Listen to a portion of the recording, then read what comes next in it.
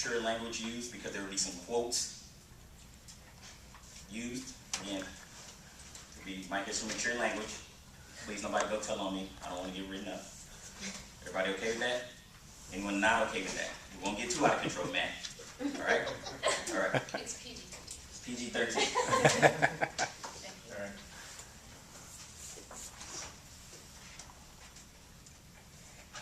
Do you have someone in your life that has taught you life lessons?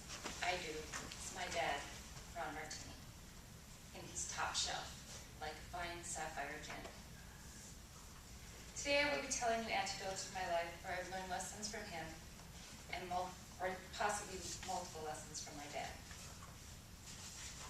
Before I tell you my first story, I will need to give you a little background for the scenario. I grew up in Minnesota, on a gravel, unnamed road. My address was Route 3, just Route 3. Our nearest neighbor was 2 miles away. The nearest town was 20 miles away, and the nearest shoe store was 60 miles away. Some more on my background before I start my story is my parents have been together since the 7th grade. They've never been with anyone else, and they never fight, except when I was 9 years old. It was getting really close to Christmas time. My dad wanted a real Christmas tree. My mom wanted an artificial one. She didn't like the mess. They argued over this for days. And then when the weekend came around, my dad went to the garage and mumbled, "I'm going to get a damn Christmas tree." Got out an axe and a saw and he hauled out to the backyard, and about 20 minutes later he's got this huge Christmas tree. He brought it up to the sliding glass door and it was too big to fit through. He hacked off the top and he hacked off the bottom and some of the sides, and he dragged it in, and he was all exhausted, and he threw it over in the corner. It looked like a big Christmas bush. My dad was exhausted, so he stepped back and he looked at it, looked at that Christmas bush, he just started laughing hysterically. And then my mom started laughing hysterically, even though she was mad about all the mess on the floor. And then my brother, my sister, and I all started laughing. So my brother and my dad drug the Christmas bush out back door. My mom got out the vacuum cleaner, the dirt devil, and we all started cleaning up the mess in the branches in the house.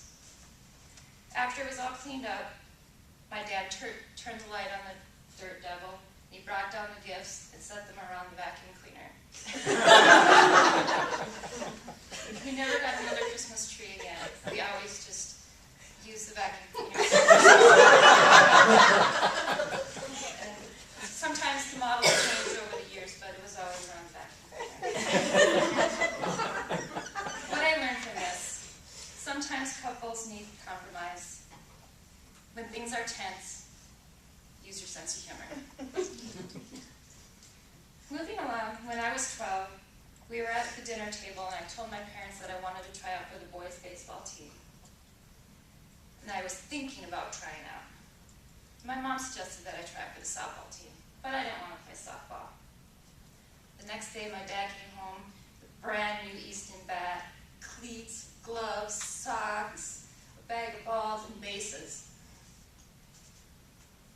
What I learned from that: if you're going to do something, go all in. There's no such thing as boys baseball, just baseball. I made the team. Now, when I was 15, I was attending St. Cloud State University. St. Cloud, Minnesota is a real place. It's not a place just How I Met Your Mother where Marshall Erickson grew up. Every few weekends, my dad would drive the 2 hours and come pick me up to go home. Halfway home, he would pull over and he would give me a driving lesson.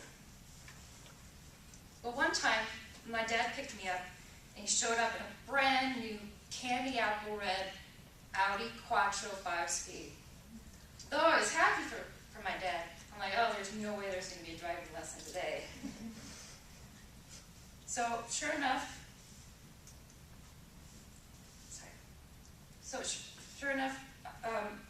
when halfway home, he pulled over for our regular meeting spot, and we traded seats.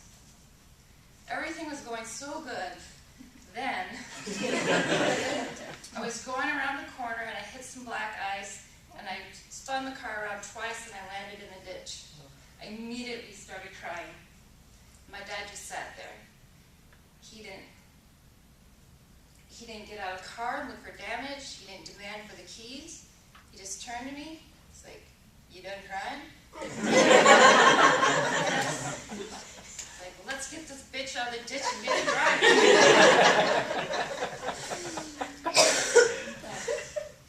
The things I learned: people are more important than cars.